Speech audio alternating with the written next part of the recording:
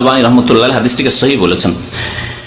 জাবের বিন আব্দুল্লাহ রাদিয়াল্লাহু তাআলা আনহু বলছেন যে রাসূলুল্লাহ সাল্লাল্লাহু আলাইহি ওয়াসাল্লাম একবার বলেন, আল গিনাউ ইউমবিতুন নিফাক ফিল কলব, মানুষ যখন গান শোনে তখন অন্তরে মুনাফিকি, কপটতা সৃষ্টি হয়। অর্থাৎ ইসলামের উপর ভক্তি কমে যায়, কোরআন তিলাওয়াত শোনার উপর ভক্তি কমে যায়, ইসলামিক ওয়াজ বক্তব্য শোনার ভক্তি কমে যাবে। কারণ ওইদিকে একটা স্বাদ লেগেছে, শয়তানি স্বাদ, তখন ওইদিকেও তো কিছু সময় দিতে হচ্ছে। গান বাজনা শোনায় সময় দিতে হচ্ছে।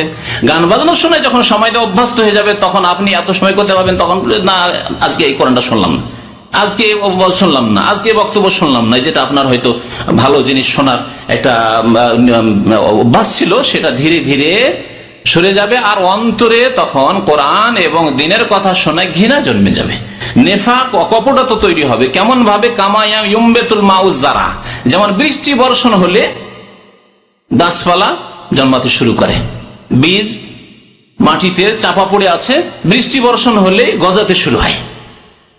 ঠিকই তেমনি মানুষের অন্তরে মুনাফিকি জন্মাতে শুরু করবে, গজাতে শুরু করবে যখন গান শোনা শুরু করে।